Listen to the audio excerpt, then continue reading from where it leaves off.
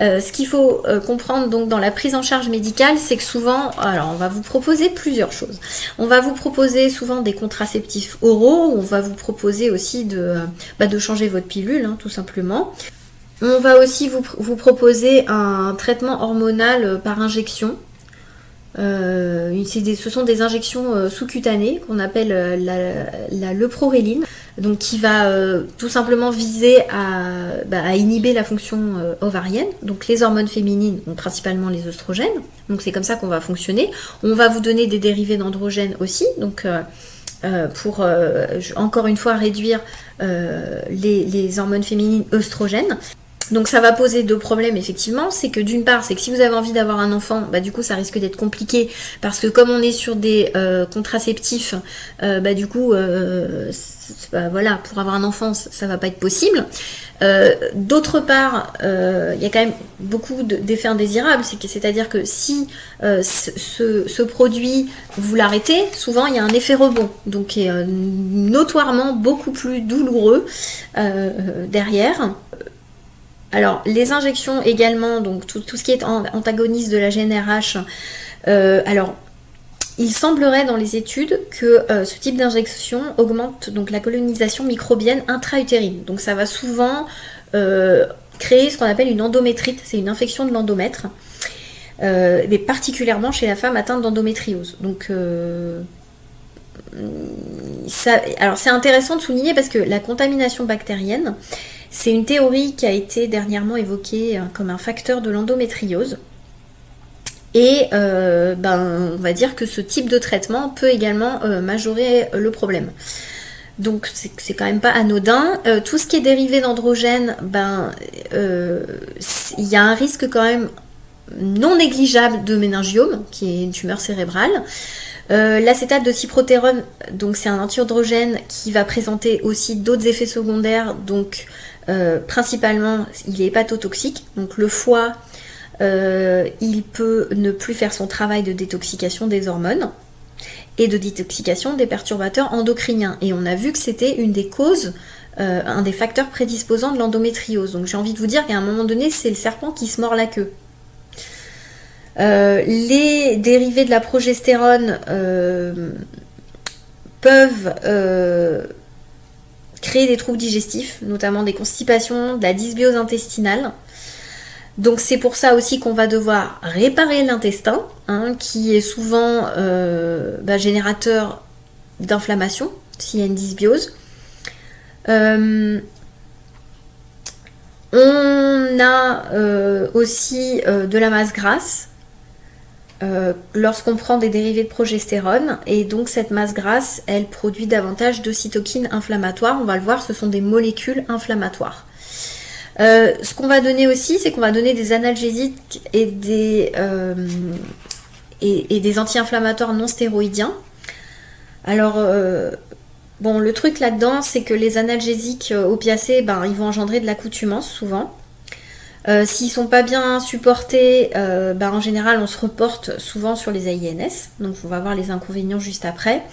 Les antalgiques aussi de type opiacé, ils peuvent provoquer également tout ce qui va être constipation, et à la longue ça va encore entraîner une dysbiose, donc une pullulation bactérienne dans le grêle. Donc c'est pour ça que c'est important de travailler sur l'intestin, je tiens à le repréciser encore une fois. Les AINS, l'intérêt des AINS, c'est qu'en fait ils vont bloquer la production, ce qu'on appelle de prostaglandines inflammatoires, qui vont être produites à partir des oméga 6.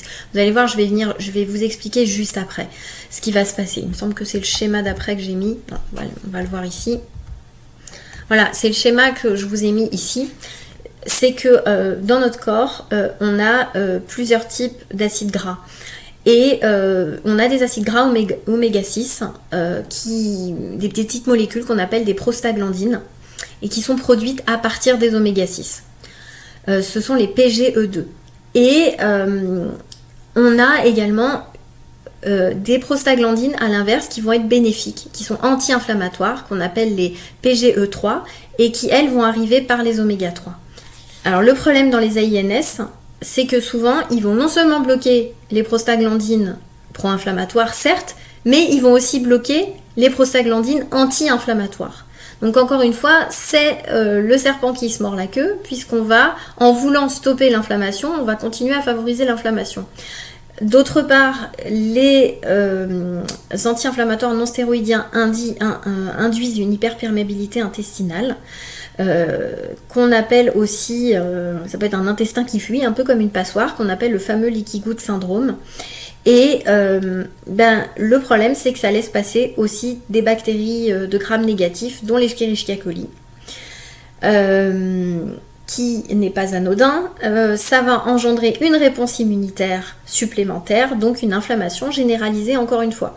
Donc on a une inflammation systémique, donc c'est vraiment un cercle vicieux. Certains vont donner également, parce que comme on vous donne des AINS, on va également vous donner des IPP, donc des inhibiteurs de la pompe à protons.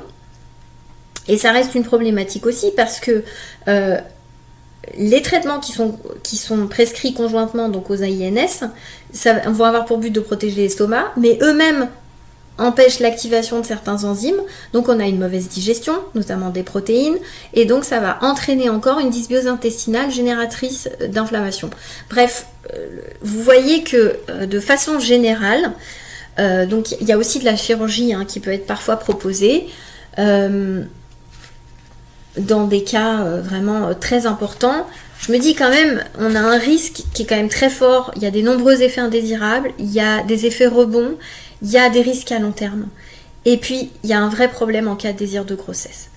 Donc, la question, c'est que face au traitement proposé, les médicaments vont être très importants, évidemment, c'est pas la question dans certains cas, mais c'est les médicaments utilisés, c'est l'usage prolongé des médicaments qui va poser un problème à long terme. C'est ça la problématique en fait, c'est le long terme. Donc ce qu'on va voir ici, c'est comment on peut faire autrement, ou en plus, ou avec une surveillance de votre médecin, d'accord, mais voilà comment on va faire autrement. Alors, d'après ce qu'on a vu ici, vous avez vu, suivant les causes, vous allez mieux comprendre sur quel axe on va devoir travailler pour limiter justement et stopper. On va devoir donc agir au niveau cellulaire, puisqu'on va devoir stopper les mécanismes cellulaires dans l'endométriose, puisqu'on a vu qu'il y avait une prolifération des tissus, on a vu qu'il y avait une inflammation, on a vu qu'il y avait des douleurs associées, on a vu qu'il y avait effectivement des lésions, qu'il y avait aussi voilà, des choses, plein de choses à faire. Et donc c'est ce qu'on va voir ensemble, c'est comment stopper les mécanismes cellulaires. Donc d'abord on va agir effectivement, donc on va agir dans un ensemble, bien sûr, dans une harmonie. Donc on va vraiment veiller à limiter les douleurs pelviennes et l'inflammation. On va limiter les fibroses. Alors si vous ne savez pas ce qu'est une fibrose, c'est ce qu'on appelle une lésion. Et une lésion, elle est souvent due effectivement à l'inflammation. Donc elles peuvent se retrouver partout au niveau des lésions. On peut avoir des lésions dès qu'on a une endométriose, il y a un risque de lésion. Et la cicatrisation est la seule issue à la fibrose. Donc il faut absolument aider à cicatriser. Vous allez voir qu'on a des substances naturelles et encore une fois, je le répète, scientifiquement prouvées, qui vont pouvoir vous aider justement à agir à ce niveau-là. Et quand je dis scientifiquement prouvé, encore une fois, je rappelle que ce sont des études sérieuses qui ont été appliquées sur l'homme, pas sur l'animal. Et donc, c'est de ça dont on va se servir. On va devoir améliorer donc le métabolisme hépatique des oestrogènes, puisque on a vu que les oestrogènes agissaient, l'hyperœstrogénie ou le déséquilibre œstrogène-progestérone agissait énormément et qu'il fallait que le foie puisse recycler les oestrogènes, chose qu'il ne fait pas toujours puisqu'il est souvent faible. Alors vous ne le verrez pas forcément dans les analyses, évidemment, mais on va dire dans la pratique de naturopathie, il va falloir aider et soutenir le foie à faire sa détox des déchets et son recyclage des hormones féminines. Et puis tout ça, ça va contribuer aussi on va aller aider, on va aller équilibrer les hormones féminines, puisqu'on a vu qu'il y avait un déséquilibre souvent entre les oestrogènes et la progestérone, voire une résistance des récepteurs à la progestérone. Donc on va devoir agir à ce niveau-là. C'est tout ce qu'on va voir ensemble donc dans ce programme.